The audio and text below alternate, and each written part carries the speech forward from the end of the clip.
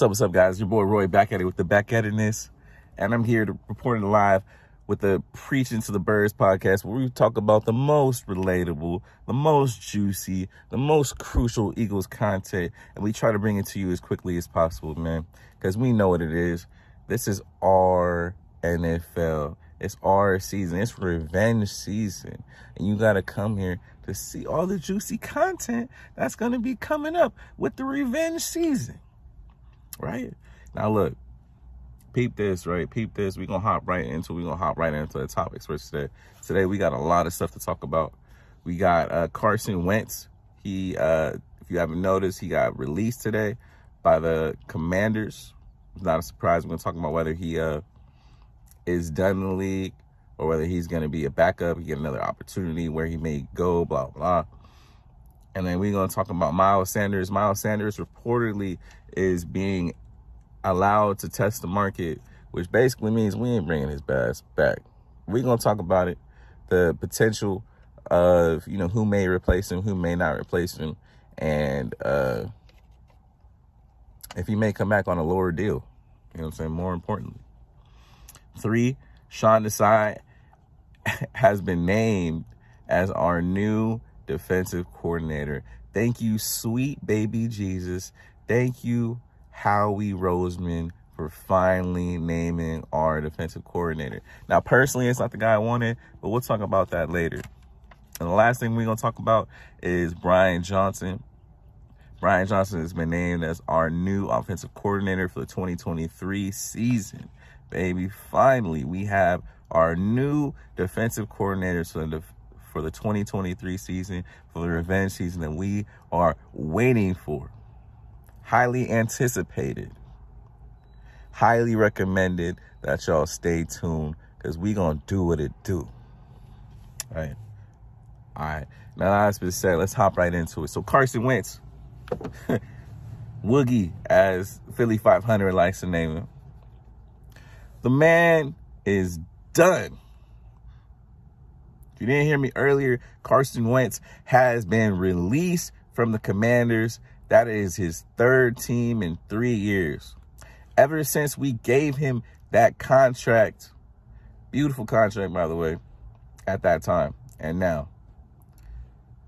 That man, Carson Wentz, ever since we gave him that contract, he has been buns.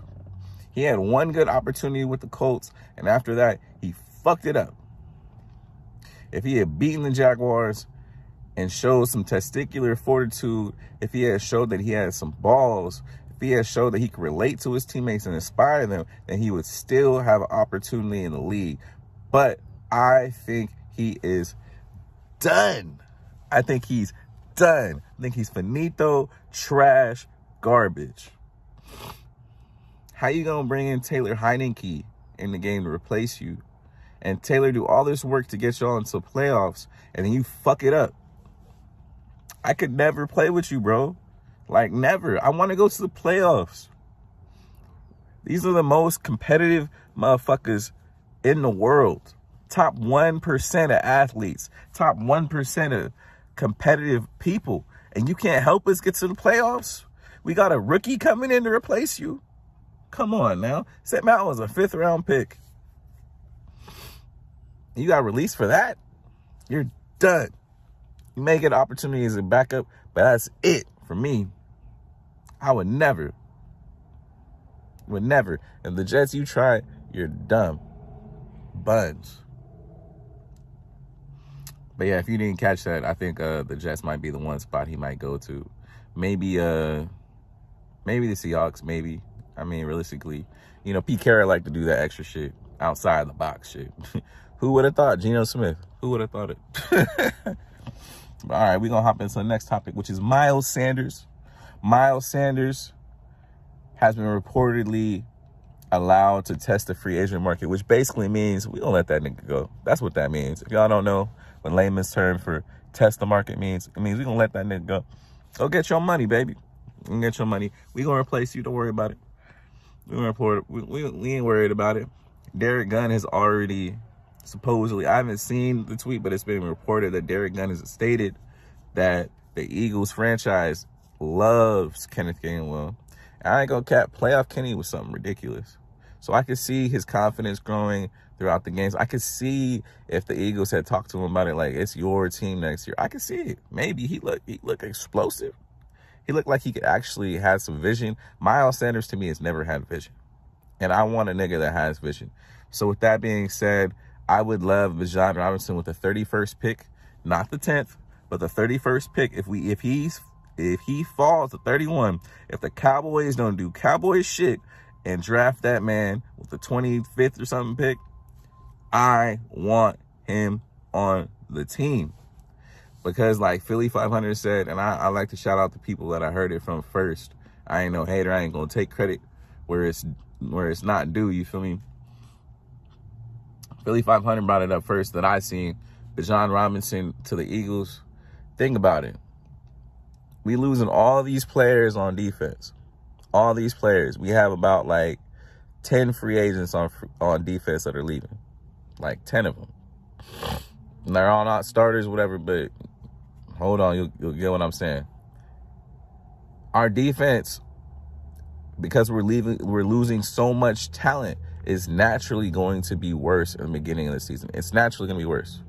Because defense is a position where you need people that know how to play the game, and you need consistency when it comes to passing off coverages and passing off responsibilities. You need to know where your guy is at, what he's going to be doing, things of that nature, right? So, you know, people like Fletcher Cox, Javon Hargate may be leaving. James Bradbury may be leaving.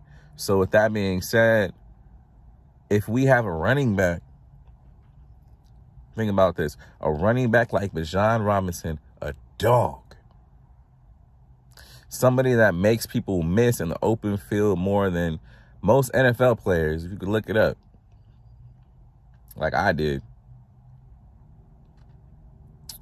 you will see Bijan Robinson cause the most broken tackles for anybody,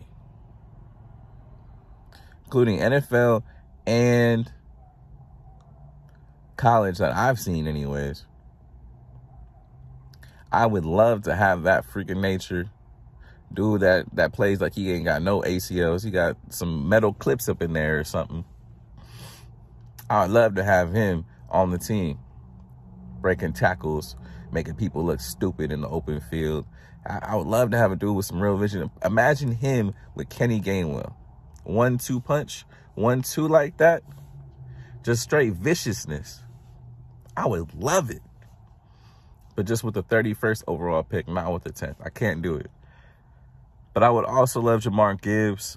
And I just saw this dude named Israel Abanika. He's from like Purdue or something. But he looked kind of nasty. He looked like a sleeper. I ain't seen him until the other day. I would have put him on the list ahead of Sean Tucker maybe. Yeah, but Sean Tucker looked kind of nice too. We got a lot of running backs we can get in this draft. It's really what I'm saying. There's a lot of pieces that we can get to replace Miles Sanders. And I hope we honestly, if we have the opportunity to trade Quez for like a 4th round pick and get it and use that on an Israel Amanikata. I'm sorry, bro. I'm not trying to mispronounce your name. I'm really not. I just don't know how to say it. I really don't. But if we got an opportunity to get him or one of these other sleepers, Sean Tucker, one of these other running back sleepers of the draft, I will get him. Bar none. All right.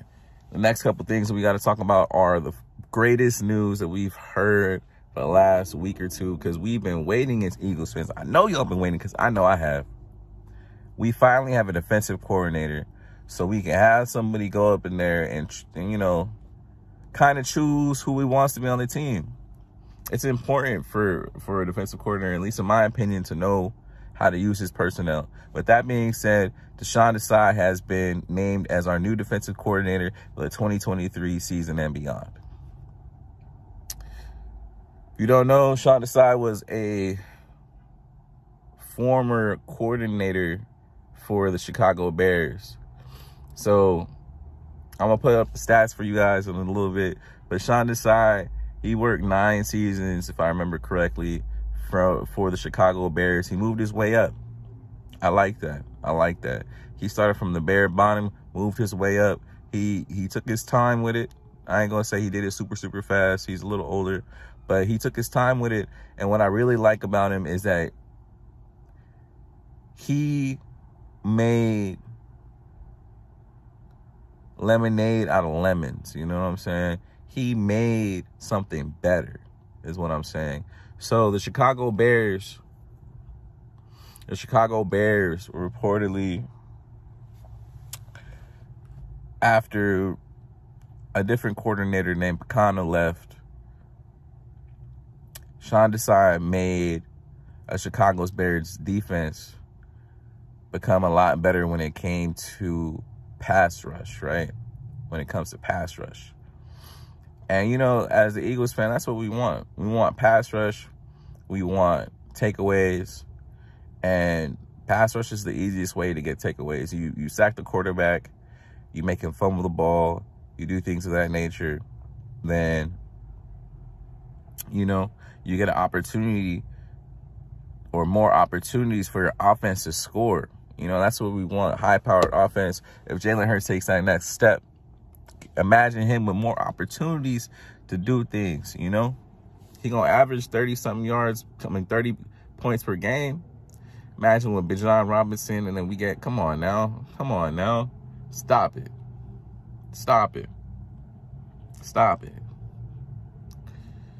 The one thing I am worried about Sean Desai is that, like Gannon, like a lot of our coordinators that we've had, his run game defense when it came to the Chicago Bears tenure that he had with the team wasn't the greatest. And you know, Eagles fans, we don't like that shit. We don't like that shit. We don't like seeing our team get out physical. That's not what we're about. We are the most dominant team in the trenches ever. You feel me? That is where we draft our talent. And from what I read in the article, obviously Sean Desai didn't have that much talent. A lot of his teammates or a lot of his players in that moment were hurt. Akeem Hicks was hurt. Roquan Smith at that time only had one other linebacker running mate to deal with the bullshit that he was dealing with. So we'll see if Sean Desai is a really good coordinator, like we hope he is, then he should be able to make lemons turn into lemonade again. He should be able to, make a nice sweet tea out of this bullshit. That we have. You know what I'm saying? And what I mean by bullshit is like we have a lot of key pieces leaving. You have a lot of talent still. I can't wait to see the Kobe Dean come up. I need to see a huge push from Jordan Davis, But we'll see if he can create a plan for these people, these young gentlemen, and give them an opportunity to really, really succeed like that. And the last but most pressing news, most important shit, is Brian Johnson has been named as our OC. Now, we all knew that this was going to happen. We all knew that Brian Johnson was going to be our OC. We didn't even have any real meetings. We didn't even have any meetings for our OC position, so we knew it was going to happen. We knew that how we were just waiting to announce them two together. I'm happy that Brian Johnson is our new offensive coordinator. Now, realistically, Jalen Hurts loved this man. And if he loves him, I love him. You know what I'm saying? If you ever looked up Brian Johnson before, Brian Johnson was a former quarterback for Utah. Supposedly, if I remember correctly, he beat Alabama and put Utah on the map.